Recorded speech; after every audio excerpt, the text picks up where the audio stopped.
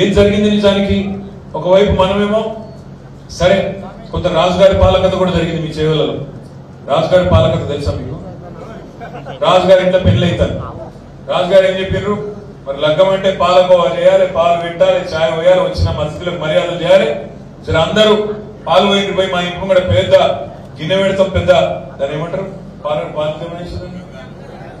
గంగాలం. సరే గంగాలం అనుకుందాం, మీ చేవలలో ఏమంటారు నాకు తెలియదు. గంగాలం ఒకటి పెట్టి గంగాలంలో పాలు పోయి ఏం చెప్పిందంట రాజుగారు. అందరు ఏమనుకున్నారు?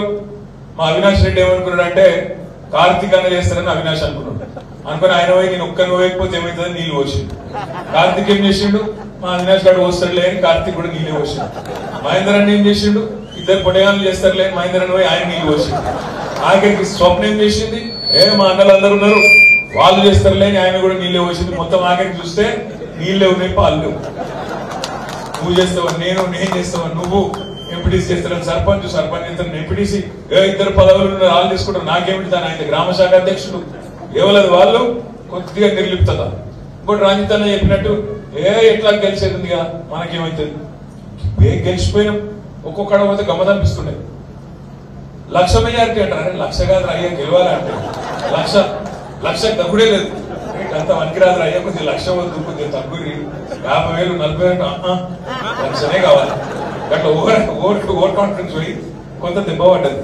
కానీ ఏమో అయిపోయింది, మనం పీరిపోయి ఇట్లా దుప్పట్లు కప్పుకొని ఎక్కడో అక్కడ వండుకునేంత భయంకరమైన ఓటమి జరగలే మనకు. ఏం జరిగింది?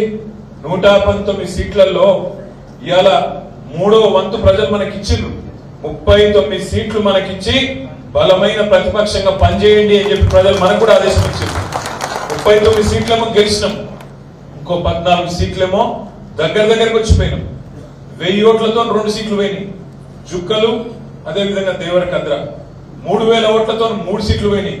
ఇక్కడ చెప్పుకుంటూ పోతే మొత్తం 14 సీట్లు దగ్గరకు వచ్చి 4-5 వేలలో పోయినాయి. ఎందుకు చెప్తున్నట్టు ఆ 14 సగం మనకు వచ్చిన ఇలా పరిస్థితి వేరే ఉంటుంటే నాకంటే బాగా మీకే తెలుసు. అయితే మీకు తెలుసు, నాకు తెలుసు, బయట చెప్పడానికి రాదు. నేనేమంటున్నా, మీ అందరితో కోరేది ఏందో భయపడిపోయి ఏందో కన్ఫ్యూజ్ అయ్యే అవసరం కూడా ఏం లేదు. మార్పు అని ఆయన ఉదరగొట్టి పాపం అమాయకులైన మా తమ్ముళ్ళు మా చెల్లెలు కొంతమంది దానికి పాపం ఆగమైంది.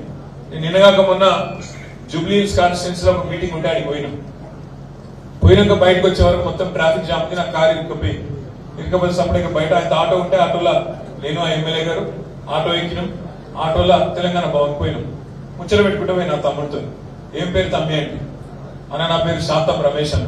ఏ ఊరు అంటే హైదరాబాద్ 25 ఏళ్ళకి చిన్నగా నాది ఆలేరు, అక్కడ మూటకొండూరు అని ఒకటి ఉంటది ఊరు, ఆ ఊరు నాది. మరి ఏమైతుంది ఏం సంగతి అంటే మార్పు అని వేసినామన్నా మా కొబ్బరే ఉంచుకున్నాడు అని చెప్పి అలా 6.5 లక్షల మంది ఆటో అన్న తమ్ముళ్ళు ఏ ఊరికైనా ఉండండి ఆటో వాళ్ళకి ఇంకొకసారి టచ్ అయింది అంతే పొల్లు తిరుగుతాను. ఇదేం మార్పు అయ్యారు అంటే ఏమైంది మీరు చూడు. ఇప్పుడు మీరు ఊళ్ళో పోయి రైతులను అడుగుతుంది, రైతుల దగ్గర కోరండి. ఇప్పుడు మా బాలరాజు అని చెప్పి అక్షర సత్యం వెంకకెళ్ళి కృష్ణారెడ్డి చెప్తుండే ఇప్పుడు నాకు చెవుల అన్న నిన్న సేవలలో పొద్దున 10:30 కరెంట్ పోయిందంటే సాయంత్రం 5 గంటలకు వచ్చిందా, 5 గంటలకు వచ్చిందని చెప్తుండే. నేను నిన్న సిరిసిల్ల పోయినా. సిరిసిల్లలో మా దగ్గర ఒక మండలం ఉంటది ఎల్లారెడ్డిపేట. ఆ మండలం సోదరులందరం ఇట్లా లోపల కూర్చున్నాం. 150-200 మంది ఉంటే హాల్ లోపల కూర్చొని ముచ్చట పెట్టుకుంటున్నాం. ఇక మరి ఎలక్షన్ ఉంది కదా ఎట్లా చేద్దాం ఏం సంగతి. అలా తమ్ముళ్ళు చెప్తారు అన్న మొదటిసారి మోటార్ కాలిపోయింది అన్న, 10 ఏళ్ళ మోటార్లు కాలడం చాలా అయింది. నా ఒక్కందే కాదు చాలా మందికి చాలా అయింది, ఓల్డేజ్ సమస్యలు చాలా అయినాయి, మోటార్లు కాలడం మళ్ళీ మొదలైంది అన్న అన్నాడు. అంటే నేనన్నా మరి నా మెజారిటీ 60,000 తగ్గించింది కదా తమ్మి, మార్పు మంచుకున్నది రా నేను. మీరు కూడా ఏమంటారంటే ఊళ్ళలోకి పోతే అడుగురి అవుతమ్మి మార్పు అంటారు కదా, మార్పు మంచుకుందా అని అడుగురు. రైతులు ఇలా ఫోన్లు చూసి బంద్ చేసింది, ఫోన్ చూస్తలేరు. ఇక 2 ఎకరాల కాడికి వచ్చింది రైతు బంద్. ఇక ముంగడికి పడదో ఏమవుతుందో ఎక్కలేదు. కానీ ఇన్నర్ పాపం పెద్ద పెద్ద మాటలే.